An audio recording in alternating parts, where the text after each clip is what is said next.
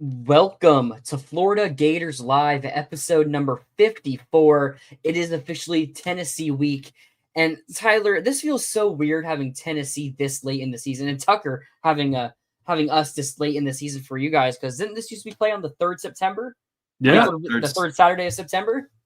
Yeah, this happened in like the COVID year. Florida played Tennessee in like December, like the first week of December or something weird like that. But yeah, aside from that, I don't think. And then the one they made up in 2001. But beyond that, those are the only two I can think of that were not early in the season like that.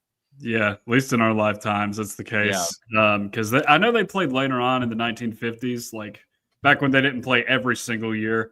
But you're right about that one that was scheduled in December because of the COVID season. I remember I was actually at that game. I thought to myself, at the beginning of the season, maybe Tennessee has a better shot because it's later in the year. Turned out Jeremy Pruitt was on his way out, so Tennessee had already thrown the season away by that point. Yep. Yeah. Get into a comment before the show here. Sam, good evening, y'all. Another tough loss, but it seems like we don't have quit in us. Let's win these last 2 rivalry games in the Swamp and build momentum for next season with a new coach. Yeah, we didn't do our show last night. I was at the game in Oxford and late night, and we're all busy here, so we were busy, so we couldn't do a show last night. So, Tyler, I want your quick opinions on the game. Yeah. I thought, we showed great effort. It was like we didn't look elite in any places. It's like I didn't look at that game and be like, we were clearly better than Ole Miss at that spot. We just had a few big plays, had an interception. That's kind of how a lot of our games have gone, and then lose it in the end. Yeah, I mean, look, Florida's for the most part played up to its good opponent this year, and they did that again on Saturday night. Like I think I Am Sam kind of nailed it in that comment. I mean, I picked the Ole Miss to win like 35-17. I kind of thought the team had quit.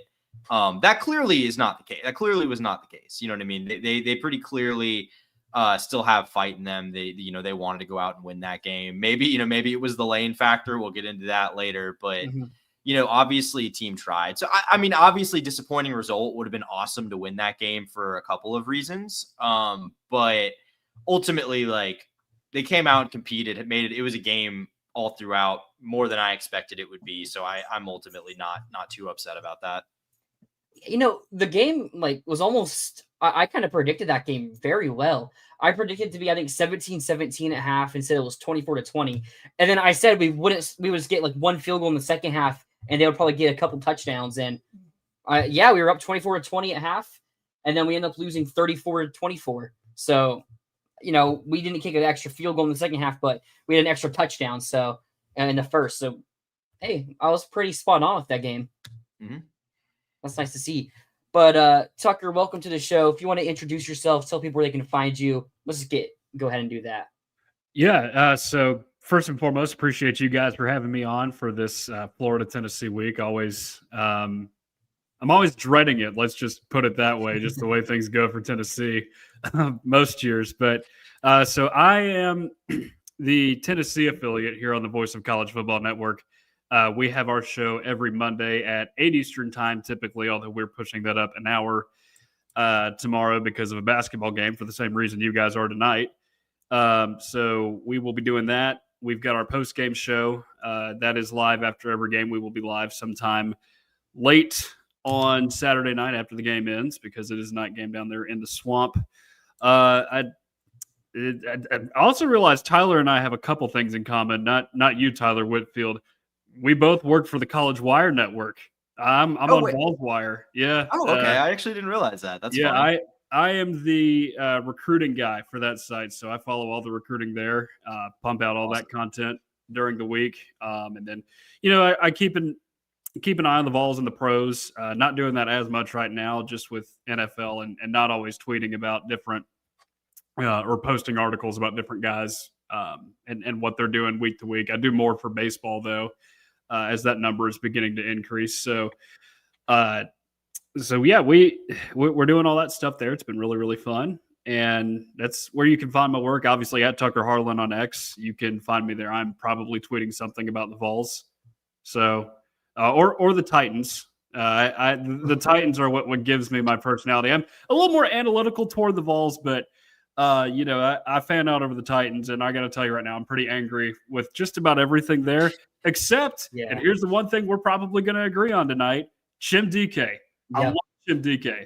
That dude, because all the people in the Titans media realm were just like, oh, this guy should not be our punt returner. He's a rookie coming out of college. We've not had any promise with those guys in the past. But you pair him with a good special teams coordinator like Bones Fossil, and you can see the magic happen. He scored the Titans' first punt return touchdown 2 weeks ago in 13 years.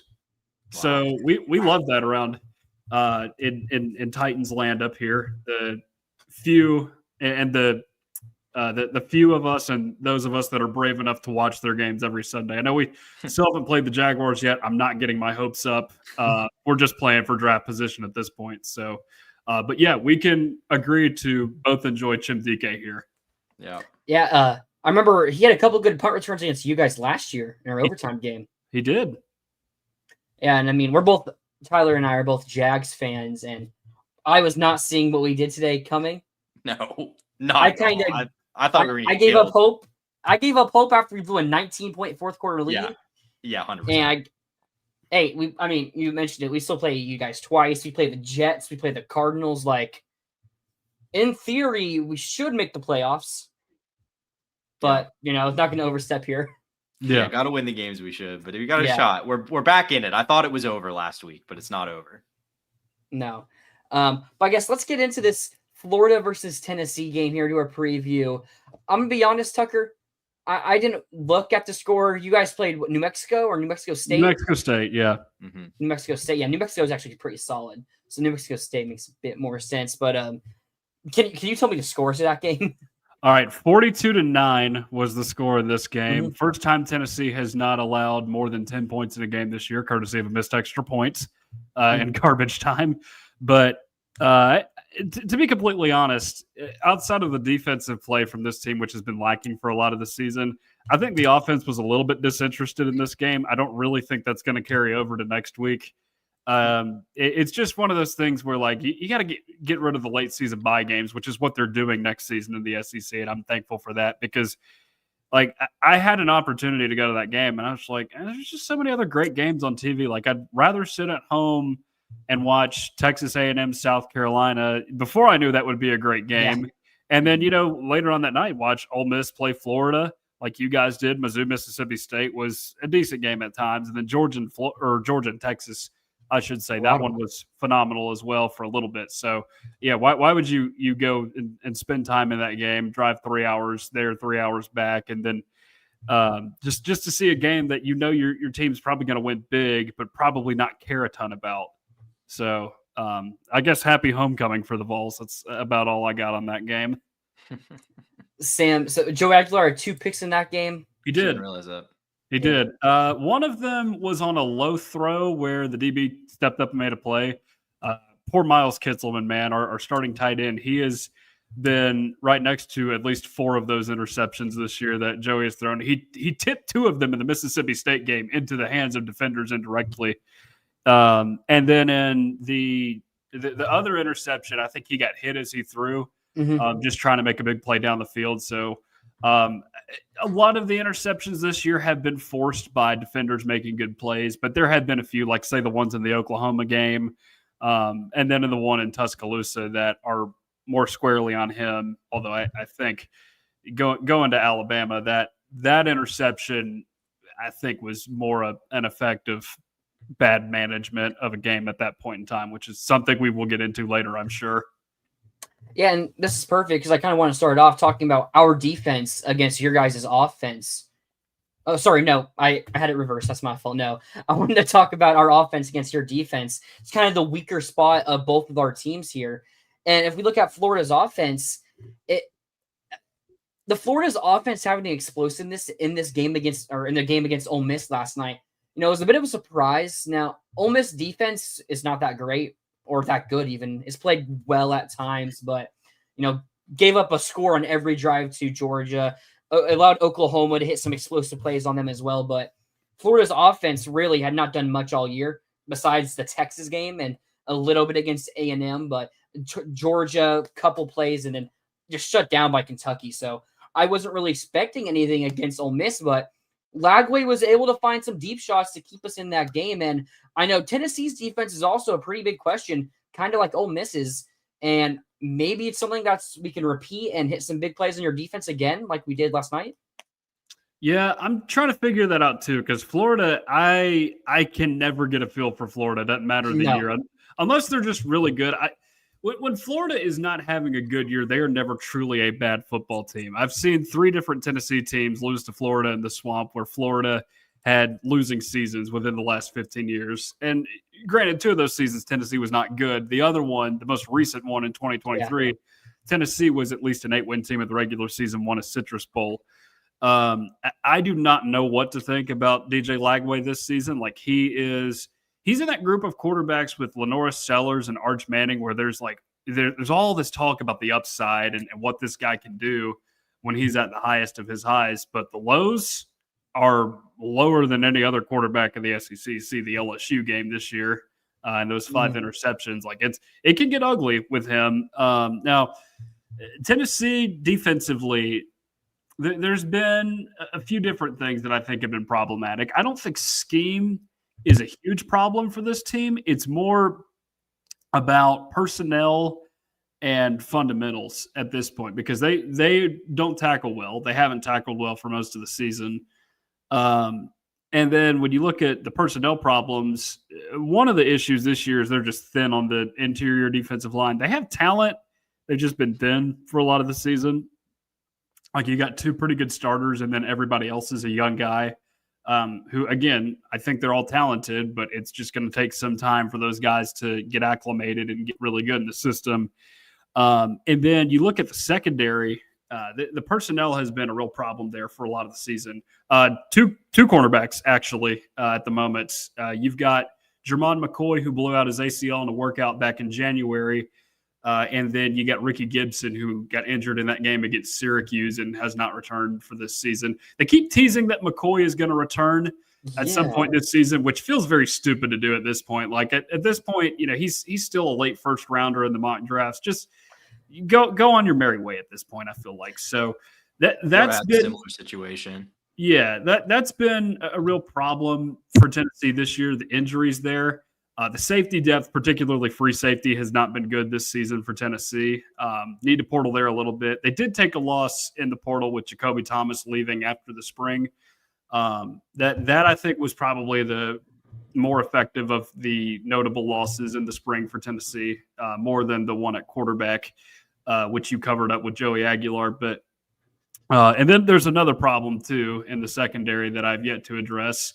And it boiled over today, as you guys might have seen, with Boo Carter officially being dismissed from the Tennessee football team. He's claiming that he was injured in entering the portal by choice, and in reality, that's not the case. We'll talk about this more on the Tennessee show tomorrow night, but there are a lot of layers to this situation. It's been developing since June or July. But this has been a problem for a while. We kind of knew he was a dead man walking here, and he's finally being pushed out the door.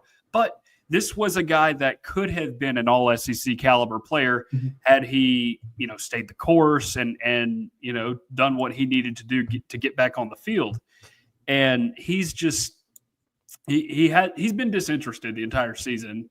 They didn't even play him at defensive back against Oklahoma. They just let him return punts. Yesterday, not only did he not return punts, he was hurt, so to speak. We don't know if he was actually hurt, but he wasn't at the stadium, and they couldn't get a hold of him until sometime today. Heupel was pretty displeased in the press conference last night when asked about that. He was basically saying there's a certain standard you have to meet to be in that locker room, and that's the last comment I'll have on that situation, and he dismissed him today. Why on earth they let that play out over the course of an entire season, I don't know, but yeah, there have been a multitude of problems for Tennessee in the secondary this year. It's not all injury related.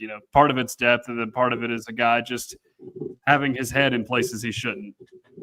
I'm gonna be honest. I had not seen that. No, I hadn't either. You messaged me saying the Boo Carter situation. I just assumed there was probably some more drama because I remember in the preseason, Tyler, we were talking about, hey, this is someone that might not even play this year with all the transfer talk. But our feed's been pretty compact the last 24 hours with drama, football, and Lane Kiffin. So yeah, you guys have bigger fish to fry. Somehow just, and I've been in a car for 11 hours today, and I didn't see that once on Twitter. So that's just how compact Florida's Twitter is. But yeah, Tyler, you got something to say? Yeah, well, I'm just kind of curious, like looking at the defense just overall, because I mean, obviously we were talking about the secondary, but like when I dug into the numbers for this game, like I knew it was a struggle for the defense, but because I mean, last year this defense was a big part of probably the main part of the reason why Tennessee was so successful. But I mean, looking at the numbers, they're like 120th or like 117th in EPA per play as a defense. It's like, success rates, they're near the bottom. Like I didn't realize things were so bad, especially even against the run. I see 130th in success rate against the run. So like, is it just the losses up front? Is it just losing guys like James Pierce? Like I know you mentioned the personnel. Is it as just simple as the guys that Tennessee graduated and lost to the draft? To an extent, yes. You mentioned James Pierce. He's an edge guy. I actually think Tennessee is good off the edge this year. The problem is the interior. You had two guys in the interior last season, starters, and Amari Thomas, who was a 5-year guy here at Tennessee. I don't know where he is right now, maybe trying to find his way onto a practice squad. And then they had second-round draft pick to the Kansas City Chiefs, Omar Norman-Lott, last season. That was another one that was a big contributor for Tennessee up front. So you lose him. And then we've mentioned the corners as well. And it's not that the guys that Tennessee has played this year at corner are bad necessarily. Like Colton Hood is actually projecting a low-end first-round pick as well, who was one of – because he was going to get in the mix this year, but he's been mocked really high so far this year. He's actually scored 2 defensive touchdowns for Tennessee. And then you got another guy in Ty Redmond, who's a true freshman, not a super highly recruited kid. And, he's doing his best to hold his own this year. It's going to be tough when you're thrown into the fire. Like the Georgia game, for example, you're going against the best of the best talent in college football. Your third game as a freshman in college. Like it's just going to be hard for you out of the gate. So that's been a little bit of it. And, more recently, and this has not been as much of a problem, not in the Oklahoma game necessarily, but Kentucky, it was a little bit of a problem. And it's something that we need to keep an eye on this week in the availability report. But Arion Carter, the stud linebacker for Tennessee, he has been in and out, just dealing with some injuries. He did play a little bit of the Oklahoma game, but not a ton. Did not see the field against Kentucky, did not play yesterday either. So that's a guy that is a vocal presence for Tennessee on defense that has been missing for a couple games now, really. But Tennessee is optimistic about what it has there at linebacker outside of him, because you got some young guys in Edwin Spillman and Jaden Perlotti who have made some pretty measurable impacts this year for this team, and we're excited to see what they can do in the future. Yeah, so you bring up the interior of your defensive line being more of the problem. Tyler and I both can attest to this. Florida's offense is at its best when we can consistently run the football. You look at the Texas game, probably our best offensive game this season. Jaden Ball was able to go for over 100 yards. I think it was only 4 yards per carry or something like that, but a lot of that was like fourth quarter. We're just running the clock out and Texas run committing, but he had a really good game against Texas. But then outside of that, you look at the Ole Miss game where we put up 24 points in the first half.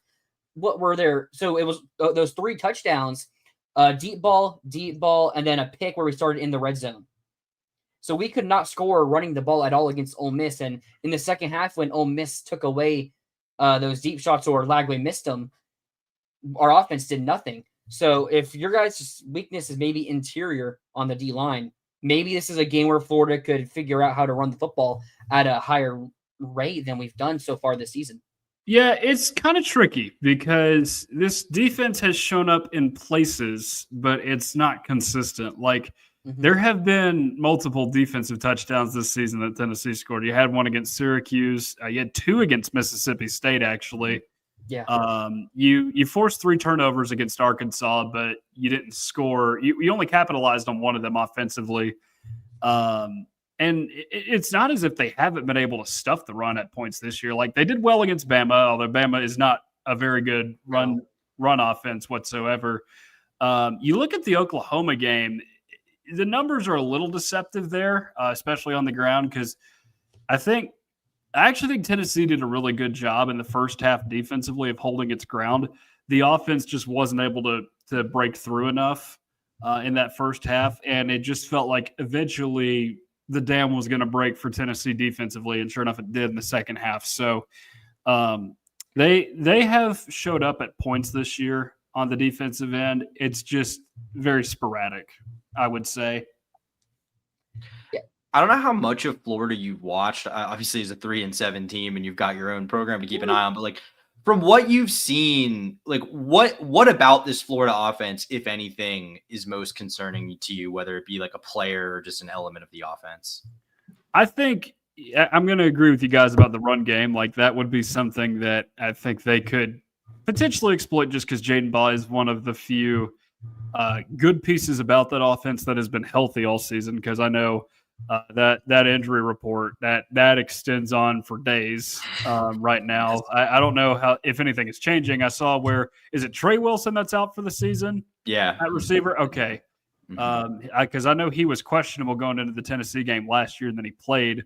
But yeah, Florida been banged up at receiver for a lot of the season. I know Dallas Wilson's another one that's had some trouble staying on the field for that very reason. Yeah, he's out.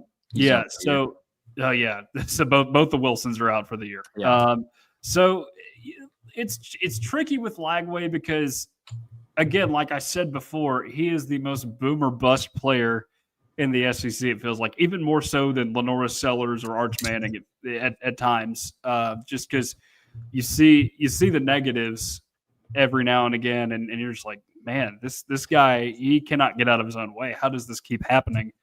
But I would have to say, with Florida being down a little bit at receiver right now, that might be something Tennessee does not fear quite as much. Now, Lagway, again, he could produce a lot, and I just know how it goes in the swamp for Tennessee. I would not be surprised if he does, but I could see it going the other way. It is just so hard to tell with Florida every single year, and this is a year in which I don't want to sound negative, but Florida is playing for pride and dignity at this point.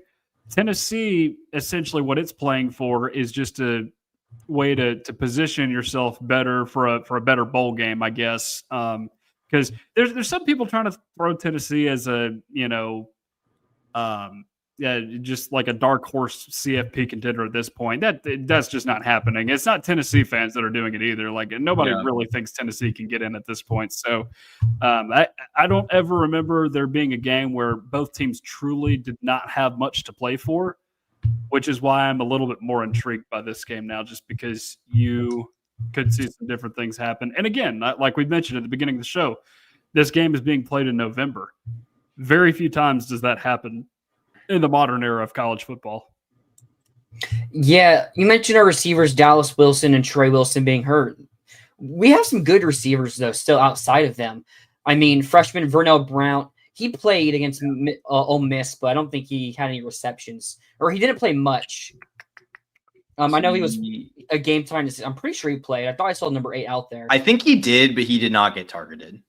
Yeah, he didn't have, like, he was a game time decision, so he didn't play that much, and limited targets. But our other receivers still outside of that, TJ Abrams had a good game. He had one of the explosive plays. J. Michael Sturdivant and Ada Mizell, and I assume Vernell Brown's going to be good to go for the Tennessee game. Like, probably won't be on the injury report if he played against Ole Miss. So I think our receivers are good, and I think the question's more on Lagway, because, and something that's interesting here, Lagway's best 2 games this season were probably the Texas game. He was SEC Offensive Player of the Week, had a really good game there. And Mississippi State probably was the second best game. I mean, is Mississippi State's defense. It's not hard to see why, but both of those games were at home. And now one of his worst games was USF early in the season when he was still recovering from his injury. So it's like I think there's been a pretty significant shift after our first bye week after that Miami game. And his two best games since were both our home games against Texas and Mississippi State. So maybe that's something that can also feed on to this game against Tennessee. And you look back to last night, I think it was 9 of 17 for 180. I don't have his exact numbers, but he was one interception. About for the game or for he was 16 of 31 for the game. What am I thinking of? Okay, I may have looked at halftime his stats, and then I think that's what happened. I think you're right. His halftime numbers were 9 of 17 for 150, and then he finished 16 of 31 for 218. For 218. So he hit some explosive plays, but outside of that, a bunch of inconsistency. So you're missing a lot of players in that defensive back room. Maybe it's something where Florida can hit some more explosive plays, and there still is something to play for this team. We've talked a little bit about the Lane Kiffin rumors, and especially if you're an offensive guy, it's not just if Lane does come to Florida, it's not one of those things where Lane's recruiting you. You kind of got to recruit yourself a little bit to Lane with how bad this offense has been. And I know Lagway was a 5-star, but Lagway is not guaranteed a spot if Lane is here. And 2 more games, he showed some impressive plays against Ole Miss. If he can do that in his last 2 games and these receivers as well, maybe that's something that could play a factor here in playing for something and, not giving up. Yeah, I think that could be part of it. And another wild realization as you said that, Tyler, Florida could literally go 4-8 this season and win all of its SEC home games if Tennessee were to lose on Saturday, which is insane. It's again, it just goes to show you Florida is never truly bad when they are not good. It feels like it happens every single year. Maybe you guys disagree as Florida fans, but I just come to expect the nonsense to happen every single time I turn on a Tennessee and Florida game, because I remember I was at the game 2 years ago down there, and Florida's coming off a loss to Utah early on in the season. They're feeling a little battered. They're feeling a little bruised. Then the second quarter happens, and suddenly it's just like you're watching the same horror movie over again. And you're just like, well, maybe Florida's good this year. We shall see. And then sure enough, they spiraled in the last 5 games of that season. And you're just like, well, here we are again. We had a solid season. You won a Citrus Bowl, and you lost to some teams that were pretty good, but Florida is one of those teams, and they weren't that good of the 4 teams that you lost to. So I definitely do think it's not like you don't have anything to play for at that point. It's just a little bit less is at stake than usual. Sitting at 3-7 is kind of what it feels like, and the same is for Tennessee too. Like you're just trying to improve your bowl position at this point. Yeah, you mentioned even when we're bad, we're still not a bad team. That 2023 season, our final 2 games, we should have beaten Missouri, who was a top 10 team. We gave up a 4th and 17, and that's after Graham Mertz also got hurt early in the 4th quarter. That's a game we probably should have won even with the backup. And then FSU, they were also missing their starter in that game, another top 10 team, and that was a close 4-quarter game as well. So this team, even when they're bad, it's the talent. Florida's always going to have talent, and if that talent's able to wake up for 1 or 2 games against a good team, they're going to put a scare on you like we did Ole Miss last night, and what we did to Georgia a couple weeks ago. So that's a very good point about Florida's bad, but we're usually not that bad. I'd say 2017 we were pretty bad. I don't know if we really played any good teams. Even that team, I agree. That was the one year that Florida was actually really bad. Still beat Tennessee in the swamp. Still beat them in the swamp. Hail Mary. Jim McElwain has 2 of the luckiest wins over Tennessee of all time. And I was at both of them. It was fun. Yeah, it depends on who you ask. All right, we'll switch things up here. Start talking about Florida's defense now against Tennessee's offense. And I'll start here talking about Florida's defense a bit, because this is a very interesting defense. You look at last night's game against Ole Miss, where Kawan Lacey ran for over 200 yards, but for the most part, we kept Ole Miss out of the end zone. Now they scored 34, but that includes a touchdown when they could just need the ball out. That's kind of reason Florida fans do want Lane. Instead of just needing it out, he goes for a touchdown when you don't need to. But they get that touchdown, and our defense was able to make a lot of plays, especially during the third quarter. It's the fourth quarter when we couldn't get the stops, and we got some goal line stand. We got a goal line stand in the third or early fourth quarter as well. So this defense is really good when it wants to be at bending but not breaking. We'll give up a lot of big chunk plays, leave receivers open, but we don't give up the deep balls. We don't really do that too often or give off big explosive runs. It's just teams are able to gush us for, 6-yard run, 12-yard run, 15-yard pass. But then when it gets to the red zone, or maybe when you're near midfield, we're able to get a big time sack at that point. But our defense has been, when it wants to be, the Kentucky game kind of just throw out the window. No one tried in that game. It's just, if you're looking at that game to make your pick here, you're probably not looking at this game correctly. No. So you really look at the rest of the season here, where our defense has just been able to keep teams from scoring. But I know your offense, you're going to have a lot of yards in this game. I don't really doubt that. Unless, it's Florida. It's in the swamp. Tennessee coming to the swamp. Anything can happen. I would be surprised if we held Tennessee to under, 400 yards at least? Yeah, maybe. That'd be surprising to me. Yeah. So this team, it's weird because Josh Heupel teams are usually best when they are running the football well. Mm-hmm. And it's not like this team has done a terrible job of running the football, but it just hadn't been as big of a factor, I feel like, this year as it has been in years past. Really, outside of the Arkansas game, you've not seen a ton of crazy outputs in SEC play. The Georgia game is what it is. Like, Tennessee was able to throw on Georgia a lot in that game, which is a big part of the reason why it stayed close, especially there late when Tennessee got down in the third quarter. Looking at some of the other ones, Mississippi State, I just think out of choice, they decided not to run the football.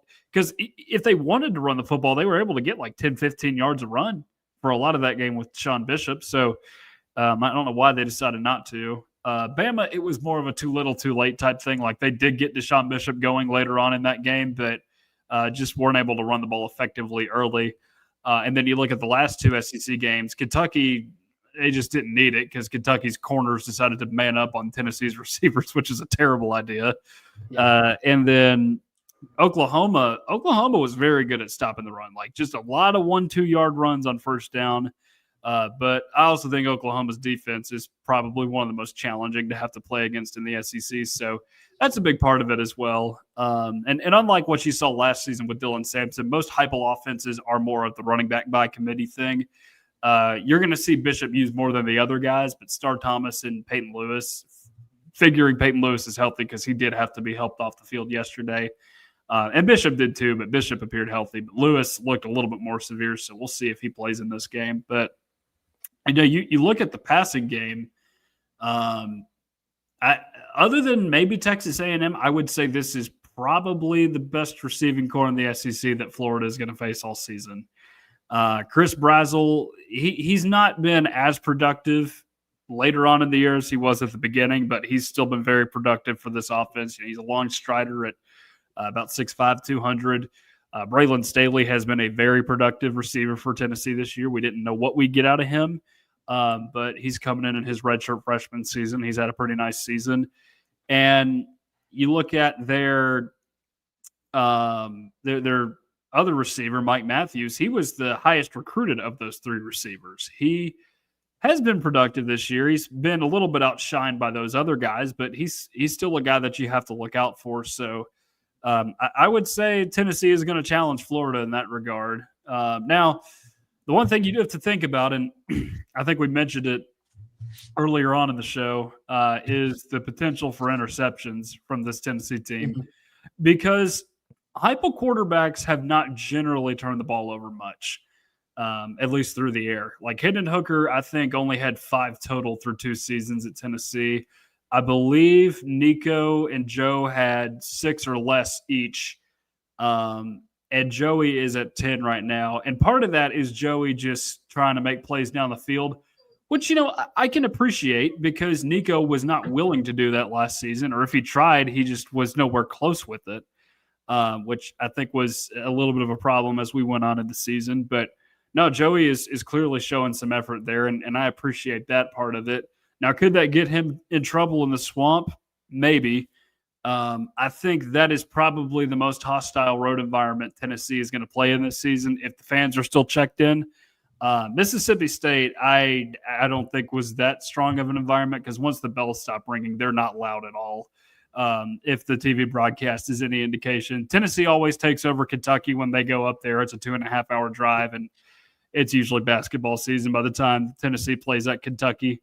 And then Alabama, Tennessee lost that game by 17. But one thing that I've always said about Alabama is that is a place where the team has always been really good and the coach has always been really good since they've been on this sustained run. But the environment is not that good. I've heard that. Like if you were to go there for a game, I think you might be a little bit disappointed with the fan experience. Now, the team is not going to let you down aside from last night, but they're typically a tough place to go and win just because that team is good. Florida, it's the environment. I will say that much. So if the fans are still checked in, I could see that causing some problems on offense. I know pre-snap penalties were a bit of an issue the last time Tennessee went down there. So we will see if that is a problem again this time around. Hey, Tyler, I wanted to ask you, last night against Ole Miss, Florida's pass rush has been very inconsistent. Against Texas, it was really good. Last night against Ole Miss, it was really good. We mentioned Joey Aguilar will turn the ball over when pressured, and if you can get pressure to him. And you were talking about it a little bit earlier, Sam brought it up. If Caleb Banks is cleared for this game, I think our defense is going to be electric. They'll have a spark, especially being at home. We saw our defensive pressure, or our front seven, get pressure last night against Ole Miss. And if Caleb Banks returns, is that something that maybe could help Florida get some stops or some late game pressures to help Florida win this game? Yeah, I mean, if you're getting Caleb Banks in full, yeah, for sure. I mean, I think the question would be just guys barely played football this year. We don't know. Yeah. Obviously, working really hard to come back from an injury that we kind of thought might have been season ending. So just hard to say where he's at from a health perspective. But I mean, do you have? I've heard he's healthy. Okay. Well, I mean, if he's at 100% or pushing towards it, I mean, yeah, I think that makes a massive impact. I mean, we saw he took over games during that run to end last season. So, but sticking on the Tennessee offense, Tucker, I'm curious, you mentioned Aguilar, kind of the limiting factor has been the turnovers. And that's the thing that's sort of holding him in this offense back at times. But, obviously a guy that kind of came in, obviously the storyline of kind of the summer in college football, arguably was the way Nico left and, coming and getting a guy who had transferred to UCLA, was previously at App State and frankly, wasn't all that great at App State, at least statistically, production wise. I mean, it seems to me at least at the very least, it hasn't been a considerable drop off. If anything, maybe is upgraded from Nico in some capacity. Where's the level of confidence in Joey and how would you kind of assess the way he's performed overall this season? Yeah, I think it's been a welcome surprise for this team because I mentioned it when I was talking about the offense a second ago, but Nico was not very trustworthy going down the field. Yes, Joey can throw some interceptions from time to time, but hey, at least he's trying to make the plays. Nico will go from one progression to just trying to make a play with his legs very quickly and try to extend the play when he probably doesn't need to be doing that. I think a big part of the problem this team had last year that led to a lot of sacks was Nico's decision-making. I don't think it was the offensive line's fault as much, just after having watched some of the film and just seeing what Nico did back there. But it's absolutely been an improvement because this is a guy that, of course, came in, learned the offense in about 3.5 months. And, he's going to say that it was not the easiest thing to learn. It's getting used to the pace, I think, is the big thing with Joey in this system. I think now you've got a guy in it that can run it a little closer to the way that Heupel wants him to, which is something Nico was not able to do last season. But overall, he's got a very calm demeanor about him, and I think he's very grateful to be where he is. And his family's really embraced Knoxville too, and that's something that well, I mean, you love to see that with any quarterback, but just particularly with what happened with the last quarterback at Tennessee, you really like to see that because Nico's dad was constantly going at it with people on the social medias, journalists and fans alike, and then just it came out that he was the one that was asking for a few more $1 million.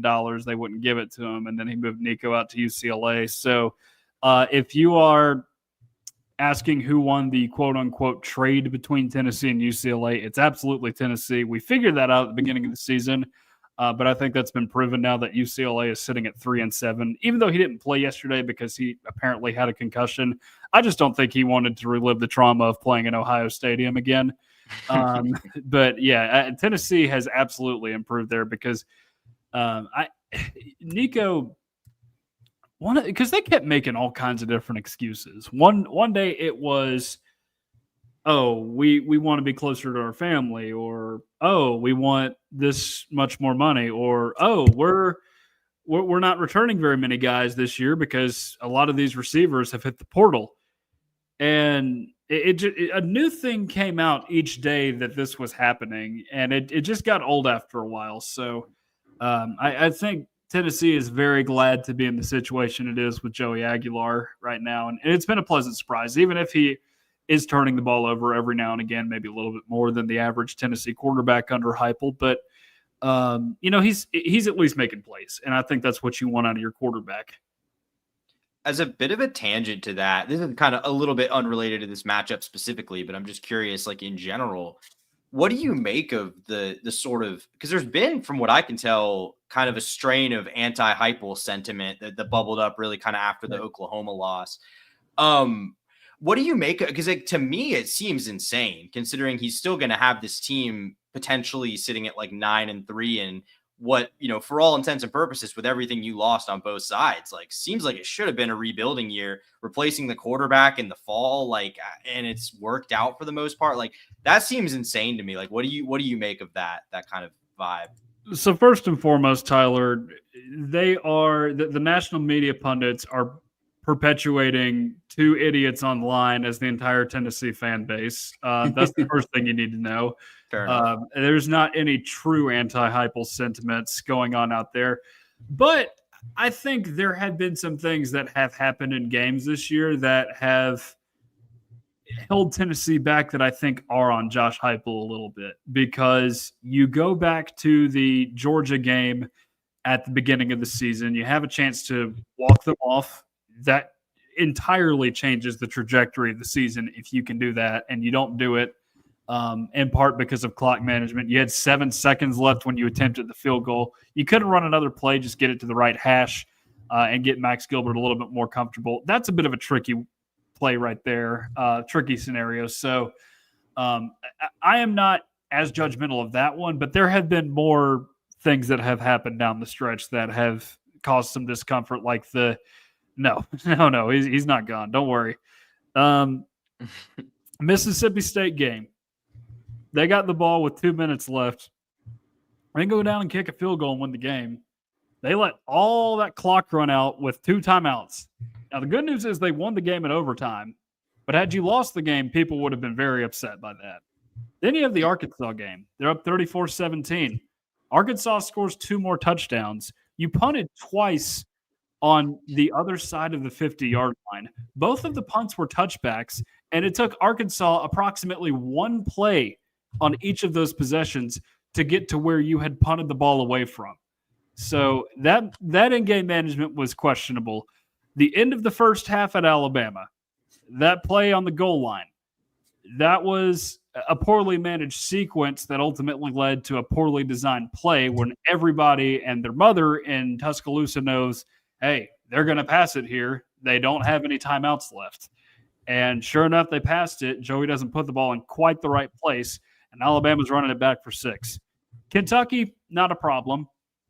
The Oklahoma game, you're down in the fourth quarter. You've got I think you had timeouts at that point, but you're down 2 scores at one point in the game with 9 minutes to go. You're not hustling up to the football. And I think that's something that is a little bit of a concern if you're watching that as a fan. Like, I don't want to see my team loafing around to the football in a game that you're trailing in. And there was a play call in that game that was, a little strange. Like, it was essentially the same play they ran at Alabama on the goal line, except with a true freshman tight end.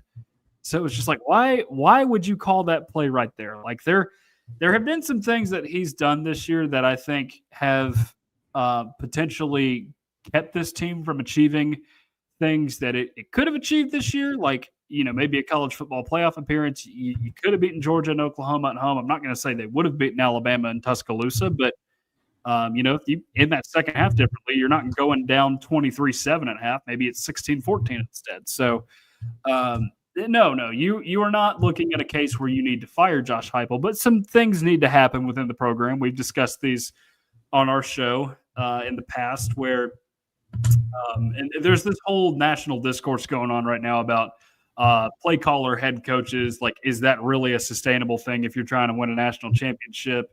And I do wonder if that is getting in the way of Josh Heupel maybe managing the other stuff in the game, because he is a good play caller, don't get me wrong, but I just think it's something that could be getting in his way this year. There's talk with the defensive staff. Like, Tim Banks has been around for a long time, and he had that defense in a good spot last year, but they were also going against bad offenses. And then this year they've just not been quite as good. So he's not up for any head coaching jobs anymore. So like, at what point do you move on there? I don't know if it's this year or what. And then the other thing too, that I mentioned in the past, and this is not really an on-field thing, but and as it relates to the situation that occurred this afternoon, you need a general manager to oversee some of this stuff going on, because Heupel, I'm telling you what, he is not a bully by any stretch of the imagination. And that's not always a bad thing, but when you got guys who are running around the program and not not really giving it their full attention, like, say, Boo Carter or Nico, and they're looking elsewhere, and they're getting on the nerves of their teammates. They're becoming a little bit of a locker room cancer. You need somebody to manage that, especially in the portal era and the NIL era. And it's different because you have to re-recruit your own roster, sign these kids to contracts, and get their deals done and all that. And Heupel doesn't want to oversee that. A lot of coaches have actually gotten out of head coaching roles because they don't want to have to deal with that anymore. And I think it would be wise if either Heupel or somebody within the athletic department, Danny White, the athletic director, somebody were to just get them a GM at this point in name. That way they don't have to worry about this stuff. But I know that's kind of a long-winded answer to your question, but no, I don't think Josh Heupel is on the hot seat, not for at least a few more years. But I do think he has to look inward and make a few changes if you really want to take this program to the next level, is kind of how we're looking at this. Yeah. That makes sense. Let's get into our picks here. Tucker, are you going to make your pick on our show, or are you going to wait for your show? I don't You know. can wait if you need to. You can wait. Yeah. You can just give us some general thoughts if you want. Oh, goodness. This is so hard, man. Because on paper, Tennessee has been better a lot of years, but that's the problem. It's on paper. Then the game actually happens and Florida ends up winning more often than not. So the minute I saw the kickoff last night, it's like, oh God, here we go again. You got a night game in the swamp. What could possibly go wrong? My co-host, by the way, he was just like, oh yeah, I would love to have a night game in the swamp. It'll be cooler down there at night. It's like, Jordan, buddy, it is in November, first and foremost. Number two, do you want those reptiles getting rowdy in the middle of the night with their jorts and all their crazy shenanigans down there in the swamp? Do you want that? I was down there for it 2 seasons ago. I can tell you, Tennessee does not want that. They really don't want it. So I always struggle with this one because, my heart wants to say Tennessee will finally get it done, because here's the thing, guys. I'm 23 years old. The last time I saw Tennessee win in the swamp, I didn't really even see it. I was a year and a half old. If they don't win this year, I will be 27 years old the next time they can have an opportunity to win the swamp, because for the first time in 30-something years, Tennessee and Florida will not be playing each other next year, which is kind of sad. Honestly, it is a little bit sad. Maybe it's not so sad for Tennessee's purposes, but I want to see Tennessee win this game so bad just because they haven't been able to do it for most of my life. That makes sense. Natuno, what is your prediction for this game? I'm having trouble picking it here. Yeah, this one's a little tough. And I also, I was 4 years old the last time Florida lost to Tennessee in the Swamp. I also don't remember it. So as my entire life, as long as I can remember, Florida's won that game in the Swamp. I mean, look, if you would ask me to predict this game on the show a week ago, I would have probably given you a pretty similar score prediction to the one I made for the Ole Miss game, which was like 35-17. I kind of just thought the team had kind of folded it in. You know, who knows about FSU, but I was kind of like, Ole Miss and Tennessee, those are much better teams. It'll probably be pretty ugly. I don't think that anymore, just because of the effort they showed last night. I think they're still, you know, maybe there's the Kiffin element. You know, maybe there's that angle, but I think you could argue that a rivalry game and the streak will be enough to get that kind of effort out of them this time. And I think honestly, Tennessee is a better matchup for Florida than Ole Miss was, but I worry about the Florida's defense's ability to get stops in this game, because it's been a little iffy, getting iffier as the season goes on and it gets more banged up. So, you know, I think Florida will score some points. I mean, they scored points at least in the first half yesterday against what I think is probably a better defense. You know, I think this one will be close, actually. I just think Florida hasn't really proven it can find ways to win. You know, it's struggled to do that this year. I think Tennessee does finally get it done, but I think it's in very stressful and uncomfortable fashion if you're a Tennessee fan. I got like 31-28 Tennessee. Okay. It's never comfortable.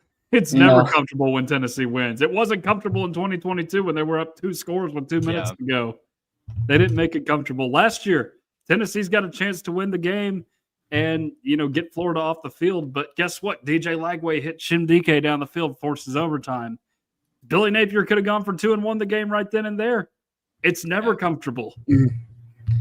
No, I'm in the same spot you're in, Tyler, where if you would have asked us last week, I would have been maybe a bit closer than I had to Ole Miss game, but I would have been comfortably picking Tennessee to win this game. But the thing with Caleb Banks is I've heard he's healthy, and it's not a health issue. It's whether does he want to risk re-injury again. You know, is 2 games going to help his draft stock that much at this point? I've heard he wants to play. He was dressed out. I have a picture of him dressed out during warm-ups for the Ole Miss game. I think he is going to play. And I think this is going to be a 4-quarter game. I think our defense is going to be able to step up and make those late plays. And we've been so close in so many games. And because it's in the Swamp, I think I'm going to pick Florida to win this one, which is a bit surprising. I think I'm going to take us to win this like 28-26. Very close game. I think Tennessee has the ball. Or not last. I think we're going to need it out. But I think Tennessee has the ball, the chance to take a lead late in the game. And I think our defensive line or linebacker, blitz, whatever we do there, I think it's going to make enough plays to get a sack or force a Joey Aguilar turnover. In a game that we probably should lose, like I think Tennessee is going to out-yard us by 150, 200, maybe even yards there. And I just think it's going to be enough shenanigans. You know, I think our defense is going to get enough stops in the red zone or just get those turnovers that the offense is going to be able to do enough and defense is going to get enough stops where I think we're going to be able to sneak away a win here because you mentioned it. We haven't lost an SEC game in the Swamp this season, which is just wild to think about when we're 3-7. And of course, our one home loss was the USF. But, you know, I think we're going to be able to sneak this one out. I do think the team has a lot to play for. And yeah, I think it's going to be a close, fun game. And I've been to so many of these close SEC games the past couple of years where Florida's probably been the worst team and found ways to win. And you mentioned how Tennessee, that's kind of always what happens. So I'm gonna stick with history and predict us to pull the upset. Well, I would not be surprised by that at all. Let me tell you, having seen plenty of those. I mean, your score prediction is pretty much just the 2015 game repeating itself, except maybe not a blown lead. I don't know exactly, but No, there's always some nonsense that goes on because you ask Kentucky fans what they think about Tennessee. It's what Tennessee fans think about Florida. When are we ever going to beat these people? Like that's just what it feels like every year. Now, thankfully, Tennessee's had a little bit of success against Florida, but Kentucky, the last time Kentucky had a winning record against Tennessee is before the Great Depression. Like that's a long time. So it was pre-Bear Bryant. They weren't even doing it during when they had Bear Bryant. They had a few wins, but they were. I think Tennessee is up like 86-27 now in the series all time. That's crazy. It's wild, man. Like I'm glad Tennessee kept them on the schedule and the permanent opponents for that very reason, man.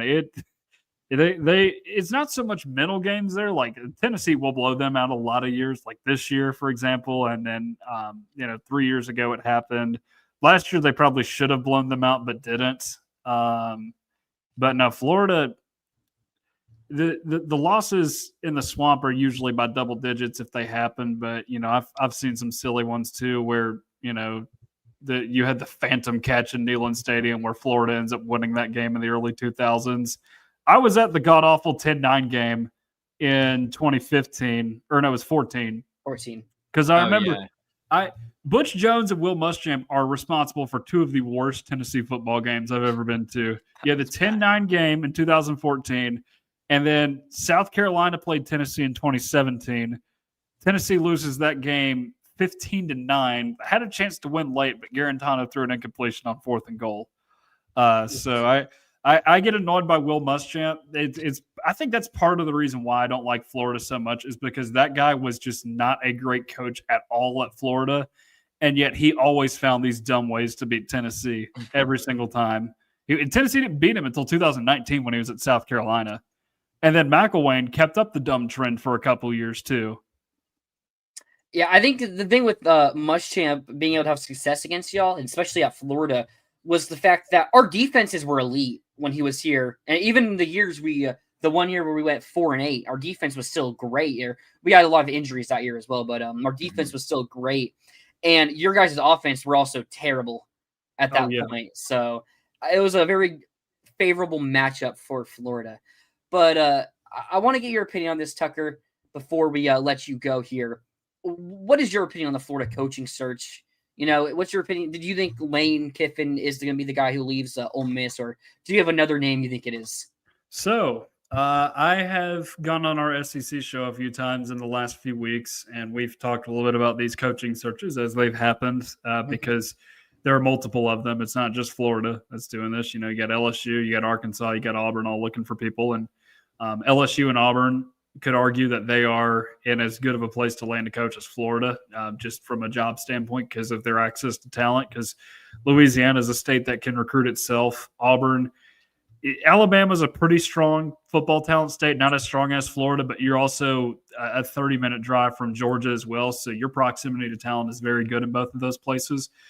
Florida is tricky because it's a job where you have good access to talent, but you're competing with two other Power 4 schools that have been successful in the past, maybe not as much recently. And a lot of Florida's history is confined to a 20-year period. Because, there was a long time where they were fine. And then they got Spurrier in the 1990s, and all of a sudden they just took off. And then you had a little bit of an intermission there with Ron Zook, and then they picked it right back up with Urban Meyer. Hadn't been the same since then. So I don't know what exactly the national perception of that job is. I know the first sign of anything going wrong in the swamp, they will immediately get upset with you as a coach. I know that's the case in a lot of SEC schools. It is certainly that way in the swamp because Dan Mullen got fired a year after going to an SEC championship game, as did Jim McElwain. Although McElwain, there was other stuff involved in that, like the fake death threats and all that fun stuff. And you guys have talked about Lane Kiffin, and I get that. Like Lane, everybody wants to throw Lane into that conversation because of what happened at Tennessee, leaving in the middle of the night for a job in USC that I don't necessarily know if it was a better job necessarily. And hindsight is always 20/20, but I actually don't think Tennessee would be in that much of a better place right now had Lane stayed there more than a year. Just because even though I think he's a good quarterback developer, he was still very immature at the time. Like he flamed out at USC. He still got fired from there, and Coach O had to take the reins from him once that happened. So I don't know if Tennessee would necessarily be in a better spot had he stayed around, but I can tell you this. I don't think he's as likely to leave for another job than he was back then. I think he likes where he is at Ole Miss. Ole Miss is a place where you don't have all kinds of pressure on you all the time. If you can win 8 to 10 games a year, they're going to be happy with you most years as long as you're playing fun and exciting football. And that's what Lane Kiffin teams do. They play fun and exciting football. So to answer your question on Lane Kiffin, I actually don't think he ends up leaving. I'll tell you who I think they get. And this may be tough, but he's another visor-wearing head coach in the SEC who runs his mouth all the time and plays a fun style of football, and Florida fans would feed off of his infectious energy, and that would be Eli Drinkwitz. It's not happening. I think he could get lured down there because that's it. He fits the Florida mold very well. You need a dude with a personality down there running that program. It's why it's like Spurrier invented that style of coaching for that place, and those fans have fed off of that ever since then.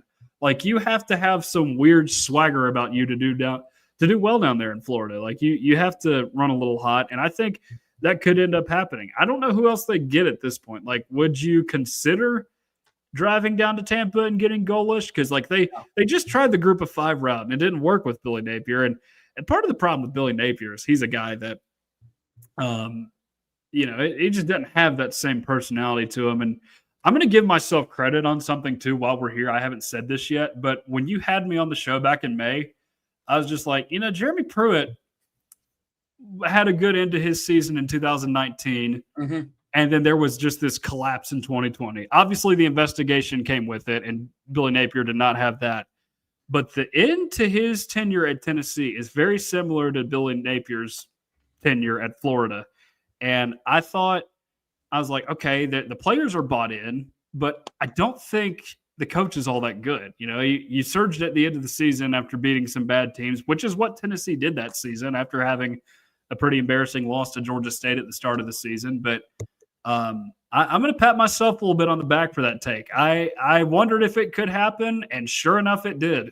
So I am thankful that Billy Napier did give Tennessee a winning record over him, because no coach since Ron Zook had done that at Florida. It's so funny, man. All these Florida coaches have all these ties to Tennessee. I think there's like 10 of them that are either from Tennessee or coached at UT and Florida. It's going to be 11. Yeah, it could be 11. No, but hey, thank you, Tucker, for joining the show. We're glad to have you. You were great tonight. So we got some other stuff to talk about. If you want, you can stay for a little bit longer. We have our little own Pick'em League. We got to kind of rush through things. We only have 30 minutes left. So if you want, you can make some picks with us for the games, or do you want to head out? Do you want me to make some picks? If you want to make some picks, if you want to, you're welcome. Yeah. We had Matt from the Texas channel on. He went 5-3, so okay, a little bit of you're trying to beat 5-3. Last week I went 5-3. Actually, I am okay. I don't have our overall records. I think am I trailing you by 6? 2 weeks ago I was trailing you by 7. I think I caught up by a point or two. I caught up by 2 points, so I should be trailing you by 5 right now, if I'm not mistaken. So I'm making a bit of a comeback. I went 5-3. Tyler, you went 4-4. So Matt went 5-3 back in week 6. So now it's week 13. Man, the season just flies by now. 2 more weeks in the regular season, man. How did that happen? Every year. Man. Takes so long to get there, but this flybys. Okay, so this is week 13. First game we're gonna pick. You know what? Because it's gonna be a fun matchup Friday night. FSU at NC State. FSU got a pretty big win over Virginia Tech. Or they didn't, because if Virginia Tech wins, maybe FSU fires Norvell quicker, or they don't fire him at all if FSU wins. So, and that increases their odds for James Franklin. But FSU, a night game on Friday night at NC State. Tyler, what is your pick here? I kind of think FSU will be fine here. I think NC State is bad. I think NC State, you ready for a hot take? I think NC State might be more likely to fire their coach than Florida State. Wow. I mean, I don't hate I that think take. I kind of think Norvell is trending towards staying. I think if he can win this game and obviously win Florida, which I think unfortunately is very much in play, I think even maybe splitting them would be enough for him to stay.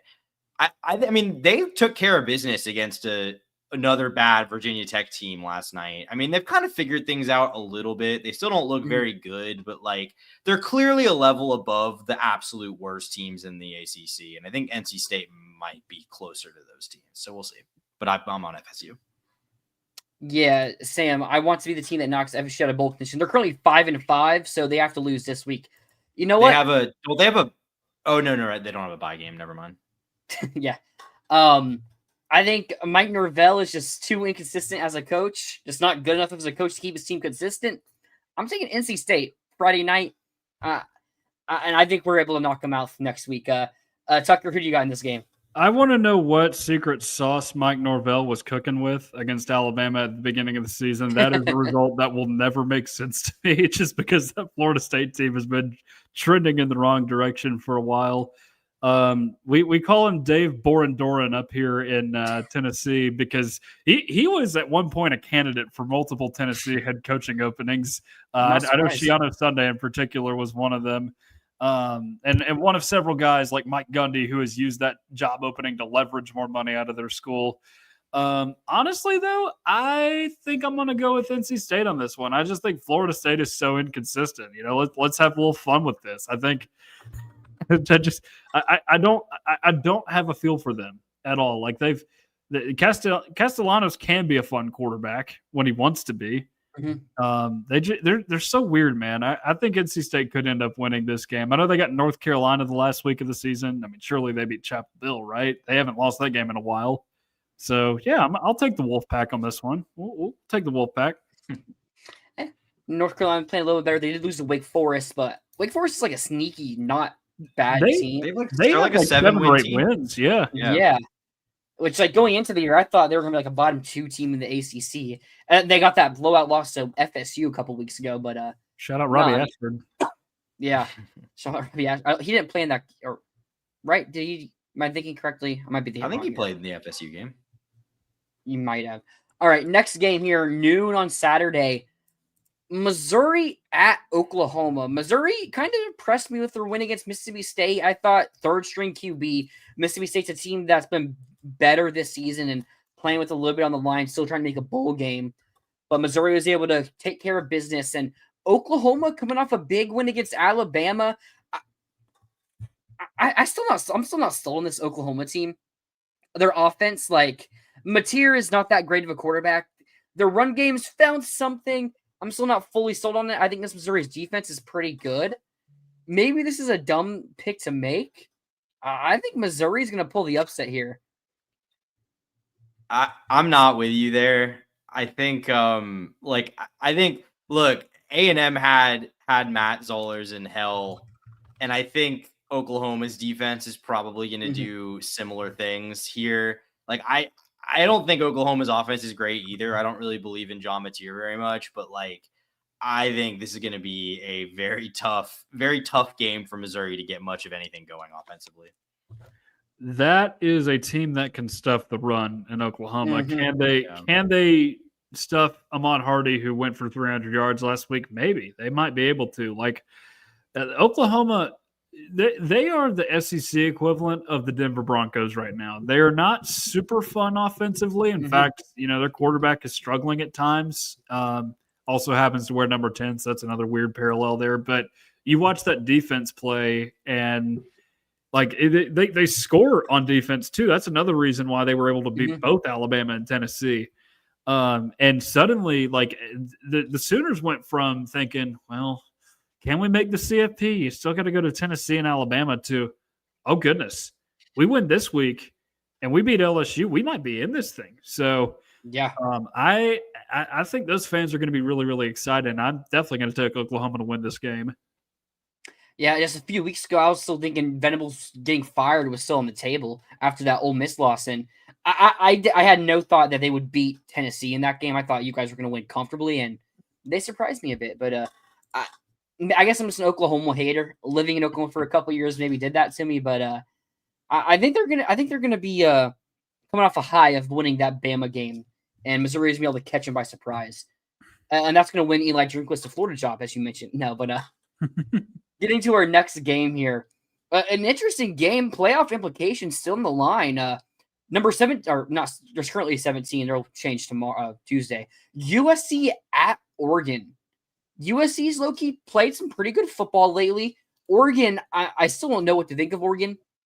Mm-hmm. The Big Ten, it has some good teams in it, but they also have some really bad teams. And a lot Oregon's of really bad teams. Yeah. Oregon's been able to play a lot of them. They got the 1 point, or was it a 2 point or 1 point win against Iowa? 2 point, I think it was yeah, I went for 2. So they got the 2 point win over Iowa. Iowa's best win is still Minnesota. Like,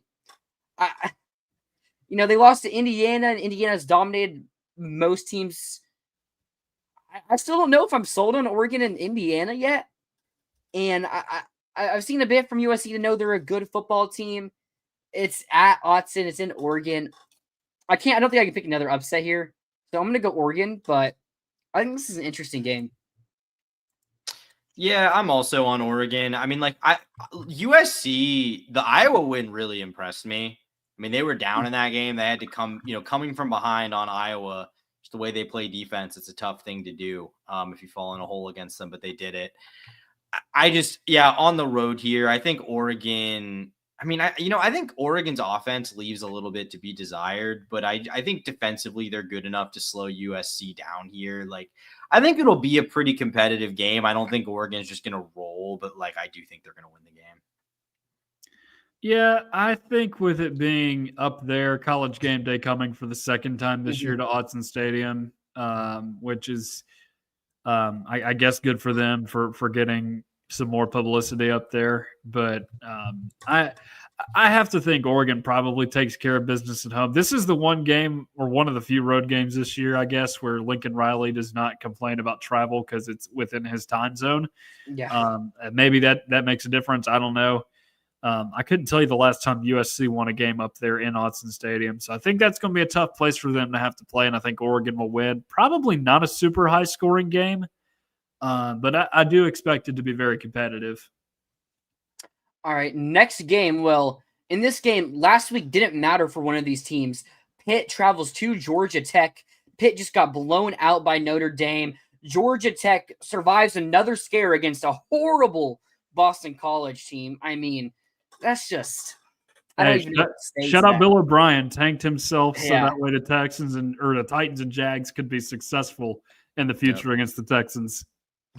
Yeah, shut up, Bill O'Brien there. But, Pat Narduzzi was basically preaching how last week meant nothing for Pitt. And it's like, hey, that was insane. You go lose this game by 100 points. It doesn't matter because we're still insane. ACC championship is all that matters here. I still think Mason Heinzel's a good QB. This Georgia Tech team, they're so annoying because they're going to play a solid Pitt team, a solid ACC team here, and it's going to be a close game. It could go either way. Just because Narduzzi did what he did last week, I'm going to take Georgia Tech. But I kind of think Pitt does win, but I'm going to take Georgia Tech based on morals. Yeah, that's understandable. I mean, he's not wrong, but that was an insane thing for a coach to say ahead of a game like that. But look, I think Pitt is pretty good. I think Mason Heinzel in the offense has some potential.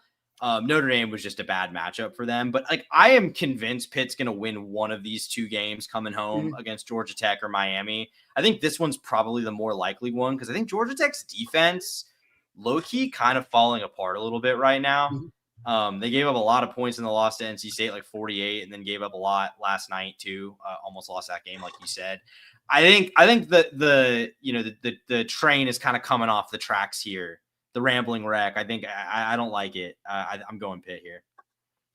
Ooh, this is hard. This is a really, really hard one because these are two teams that have played well a lot of the season, and they're both ranked. Haynes King, great football player. I don't always know if he's a great quarterback. Just because he's half of his games, it's this dude is 9 for 30 for 120 yards, maybe an interception mixed in there. And then you look at his rushing stats and suddenly it's 150 yards and 4 touchdowns. Where did that come from? They just keep finding ways to win games, like you said. So I think they're going to win this game. I'm intrigued to see what they do against Georgia. I'm really intrigued to see what they do against Georgia because I know that game is being played, I think, in the Georgia Dome or Mercedes-Benz Dome as it's called now. Benz. So I'm intrigued by that game. That's also one of Tennessee's first games next season too. Tennessee is at Bobby Dodd Stadium. So that Haynes King will not be on the team by that point, and who knows, maybe one of these SEC schools comes sniffing around and takes Brent Key out of there, but hard to lure that guy away from his alma mater, I would say. But yeah, I think Georgia Tech could be the team to beat out of the ACC now. Yeah, I don't want to pick Georgia Tech because of what they did against Boston College, but like I can't pick Pitt after what Narduzzi did. It's against my moral code. Yeah, next he game said it and then they lost big. Yeah, because he said lost big. This is just not right. Next game we're gonna pick BYU at Cincinnati. BYU still in the playoff hunt. They're ranked 12th. They're probably gonna be ranked 11th or 10th. Probably Texas lost, so they're gonna jump Texas. Oklahoma might jump them though. Or no, they're already below Oklahoma. They're gonna be like ranked 11th probably come Tuesday. But Cincinnati took a loss to Arizona. This is like, remember a few weeks ago, Tyler, was it Cincinnati? No, Houston. After Houston beat Arizona State, Houston was hosting West Virginia. And on the segment, I said, oh, we're not going to pick it because, you know, the type of game it is. It's like Houston, in theory, should blow out West Virginia. But I said, West Virginia is 100% going to beat Houston. And then West Virginia went and beat Houston by 10 points. Just no reason. West Virginia's been playing better ball recently. So maybe there was something to that. But at the time, there was no reason to think West Virginia was going to win that game. And I made it a lock. Cincinnati's going to be BYU. You know, Cincinnati's a better team. They're coming off that loss against Arizona, which Arizona's a solid team, not great, not bad, but a bowl eligible team now in the Big 12. So 7 wins, I think, actually. Surprised me a bit, but I'm going to take Cincinnati to win this game. It's just about time, like last year where BYU fell apart at the end of the year where they were undefeated. You know, they have 1 loss this year, but they were undefeated and then they just kind of fell off at the end of the regular season. It's a night game in Cincinnati, Ohio. So I'm going to take Cincinnati to beat BYU. I'm not sure I think that Cincinnati's a better team. I mean, like BYU bullied a decent TCU team. Oh, I don't think I said BYU's a better team. At least it's since he's a better team than BYU. Did I misunderstand that? Maybe I accidentally said that. No, I mean I picked Cincy to win, but I think this is about the time that BYU like maybe loses a close game where they've won a lot of close games they probably shouldn't win, including that Arizona game earlier in the year. And I think they're finally gonna lose this one. Looks like kind of last year. Yeah, I mean that's fair. I mean, they already did have the meltdown game against Tech, but I think defensively BYU is just good enough because, like, Cincy's offense has been pretty good, but it's had games where it kind of lags behind a little bit, like they couldn't do anything against Utah. I think this will be like a light version of what happened to them against Utah, to be honest with you. Yeah, when is the Morbin magic going to wear off, I think, is the big question. Because they always start off the year hot, it feels like. And defensively, they're normally a very good football team under Kalani Sitake. Also fun to have a quarterback wearing the number 47. That's just not something you see every day in college football. I actually think I'm going to go with BYU on this one. I don't know when the luck is going to run out for them. It did against Arizona State last year, but that's a team that I don't see them going too far into the college football playoff. If they get there, I'm sure they can get into the Big 10 championship or Big 12 championship at this point. But it could get tricky for them down the stretch. We'll see. I mean, I wouldn't be surprised if this game goes either way because we know Cincinnati can produce. Brendan Sorsby is a guy that let's just say I've heard floated around as an idea for Tennessee to get out of the portal next season if they really wanted to. I don't know if they will. So they have been much better this year under Scott Satterfield. It's taken some time, but I don't think they're quite ready yet to beat BYU. All right, well, I added our picks, Tyler, for the Florida-Tennessee game. Usually we do the segment before our game picks, but we already did. I guess we'll have to find out tomorrow night who you have in the Florida-Tennessee game. Yeah. So I can put that on the board here. But sleep on smaller week, smaller week this week, only 6 games. We've only had 6 games one time, or no, we had it twice actually. The last time we had only picked 6 games in a week was week 9. I went 6-0. Tyler went 2-4, and that's really where I started my comeback. I was down like double digits at one point, and I've been slowly catching back up now. So, and that week is really where it started. I'll have to figure out your pick for the Florida-Tennessee game tomorrow night, but our picks are I have NC State, Tyler has FSU, and Tucker, you have NC State.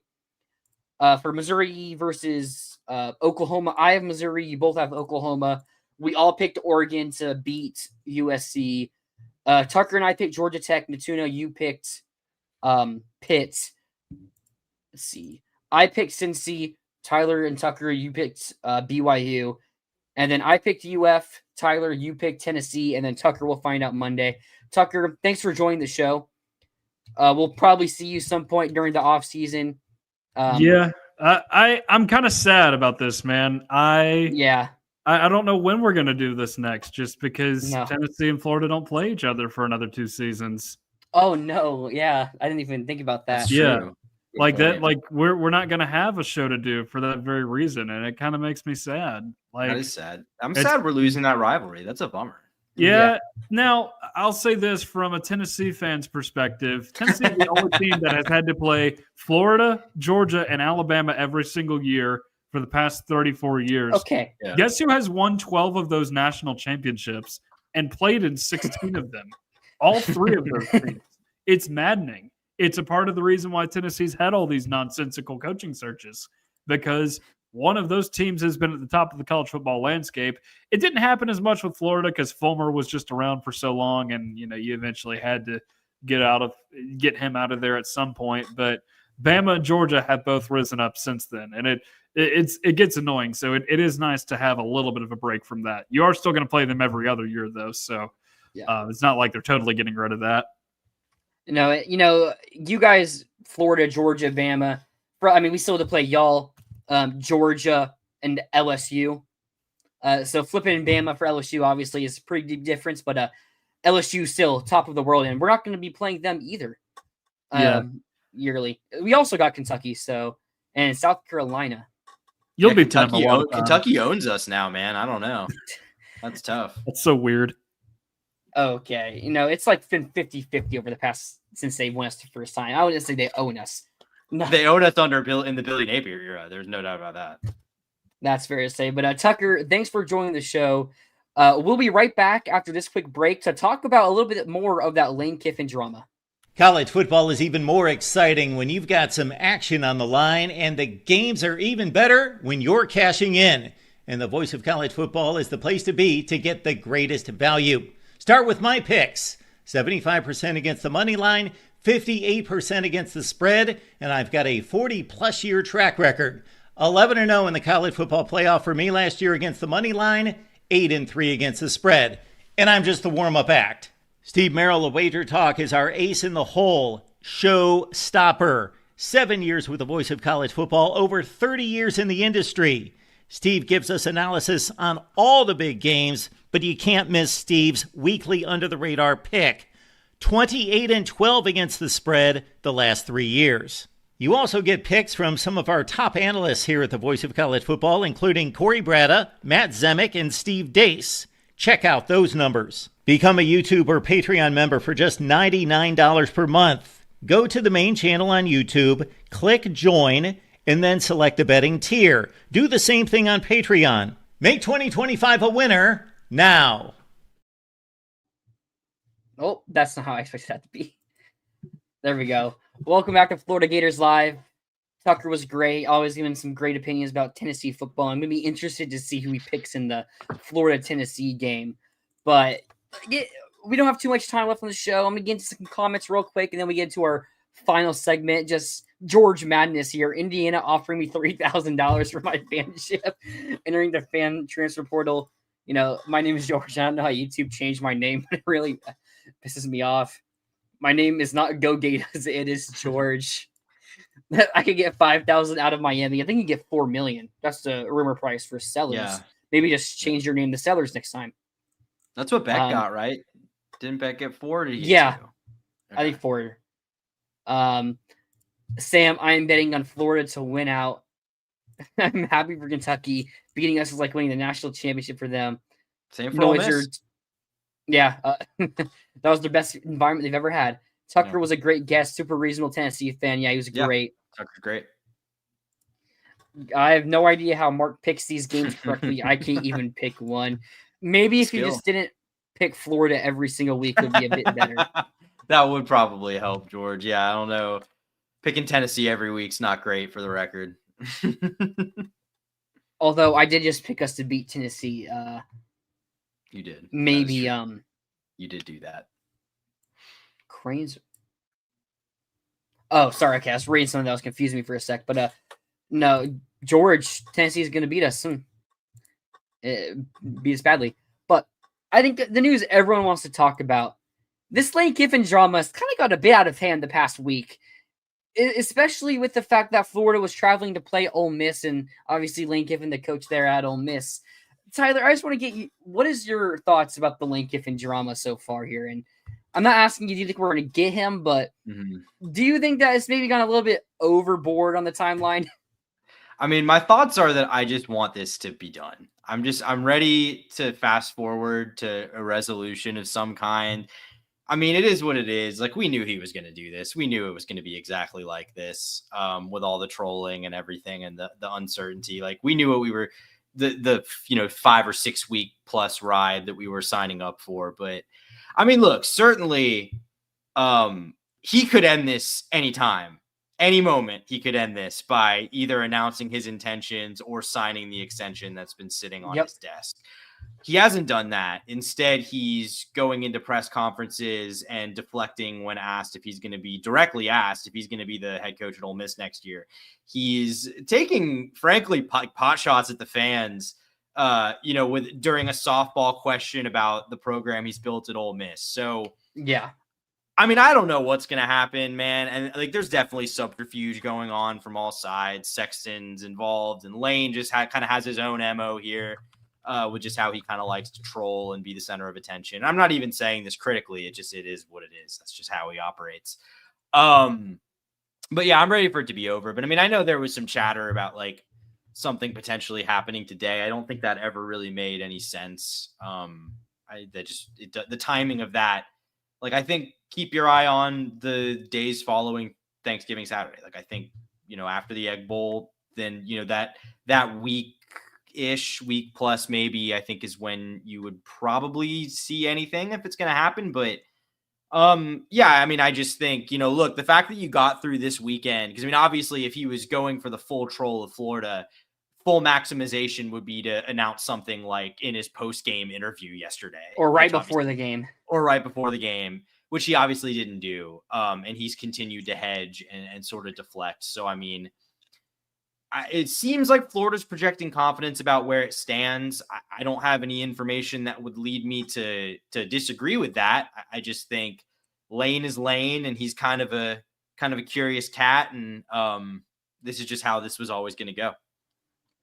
Yeah, I think a big catalyst of this was on Thursday, Dan Thompson put out a tweet saying, make sure you keep your phones on or something like that for Sunday.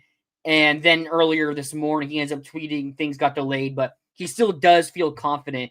As Sam here, the guy that said it's happening today, so keep an eye out early this week. Sam, I'm going to say two things. One, when Dan was saying keep your phone out, it wasn't necessarily for the fact that meant Lane was going to sign with Florida or announce he's coming to Florida. Mm-hmm. There are other things in the coaching search. I mean, look what happened yesterday morning with Virginia Tech and James Franklin, where ESPN puts a thing out saying Virginia Tech and James Franklin are in discussions about signing a contract and, him being the next head coach of Virginia Tech. Like, that's something that possibly could have been happening and what he was referring to. And obviously, if ESPN's talking about it, there's legit smoke for it. But we know there's legit smoke for it either way. But still, ESPN kind of takes things to a whole different level. And to the second part, keep an eye out for early this week. There's always going to be new news that comes out. And, another part about this that people could consider going overboard, flight tracking. I don't know if any of you guys have seen the stuff that's happened recently. Tyler, have you seen the rumors from earlier today? Oh, are you talking about the flight that was bound for the Missouri/Mississippi area? That's what whoever so that's part of it. Well, so I'm just laughing at the idea of there being a Missouri/Mississippi area. Like, that just geographically doesn't really. Yeah. Doesn't really make So, sense. I'll kind of give a quick breakdown timeline here. Around 1-2 o'clock, Ole Miss fans. A lot of these rumors have kind of been started by Ole Miss fans and stuff that's been pro Florida. And the one that was released earlier today was that Layla Kiffin, and Lane's wife and his son Knox Kiffin were in Gainesville. And they said the reason was Layla was visiting and staying with her mom, and but then they also said that this was undercover for them to be house hunting in Gainesville for when Lane signs here. That's kind of where things started. And then it kind of went off control from then on, which some of this stuff could be true, some of it could not be. I've seen a bunch of different flight logs from our UAA planes that are. So I think the one I saw earlier today, the plane comes back from Oxford because obviously they were at the game in Oxford yesterday. It flew to Ocala, back to Gainesville, back to Oxford, back to Gainesville, up to Atlanta or Peachtree, Atlanta, where Jimmy Sexton is, and then back to Gainesville, which kind of would make sense for it to if Layla and Knox were here. Knox has obviously still have school and everything, and I'm not going to get into discussions about what's happening there, but if it were true, obviously them going to Knoxville, back to Florida, or back to Gainesville and Ocala, and then going up to Atlanta where Jimmy Sexton's offices are, that would be very positive for Florida if that were true. Yeah. I mean, I'll just say okay. I wasn't sure if you wanted to put that one up, but no, like I think I'll just say this.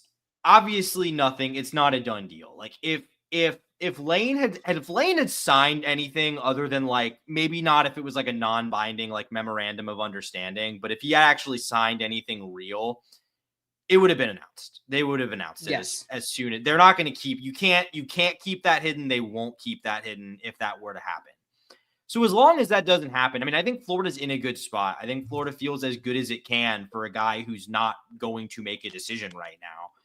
Mm-hmm. But it's Lane, and he's done this before where all signs were pointing to him taking a job and he didn't. So until it happens, there's always going to be like a degree of skepticism I'm going to have, but nothing about my confidence has changed in the last week since we did the show. No, I know everyone I talk to is very confident that this still happens. And, Dan being wrong about, or, plans changing, things change. From what I've heard and what I've seen, there was something there was an opportunity for something to happen today that fell through and could still end up happening later on in the future. But I expect Lane to be I still expect Lane to be our coach. And as you mentioned, after the Egg Bowl is played on a Friday, Gators play Friday at noon, which is even better, more time. And then we play Saturday night, and then maybe something happens Sunday. And I like where things stand for us until I hear otherwise. So I think all this drama kind of just needs to settle down, and we need to let things just play out. I'm tired of seeing everyone overreact to every little detail, every Lane Kiffin tweet. I mean, it's just nonsense at this point. Did you see that you can't bet on it anymore? You can't. There's on that like one sports book, you can't bet. Maybe that means something, but I mean, all that means is a lot of money started flooding in. Well, I'm saying all that means is that a lot of money started flooding in, and that could mean anything. Yeah, rumor is he's looking for a $10 million. Maybe it's true, maybe it's not. Could you imagine the FSU night atmosphere if Kiffin gets announced? That, American dream. I don't think it would be announced before that game. Honestly, I feel like that's kind of unfair to the current staff and team to do that. I would agree. I think it's Sunday morning. Maybe it gets leaked Saturday night and is revealed Sunday morning. Mm-hmm. But I think it'd be a bit unfair to them. Although, hey, Billy G and Lane Kiffin had a really good hug type thing after the game, better than what he had with Keith Carter. Yeah, hope Billy stays on staff. I'm a Billy G guy. I'm a Billy G fan. I like. Yeah, I am too. But no, Florida. Florida basketball is playing right now, so we're going to go ahead and watch that game. Sorry for a shorter show tonight. I hope you guys did enjoy. Tucker was a really great guest for the show. Yep. Make sure you guys go check out the Tennessee show and see his predictions for tomorrow. But before you do so, make sure you guys like. If you're already subscribed to the channel, make sure you do that. Leave a comment. We always like reading the comments here. But thank you guys for watching. We will see you Saturday night. Sunday morning, whatever time we're able to be here after the Gator game against Tennessee. Hope you guys have a great week. Don't try to burden yourself with the Lane Kiffin drama throughout the week, or you're gonna get yourself grace. But if you don't already have them. But thank you guys for watching. I hope you guys have a great week. We'll see you next time. And as always, go Gators.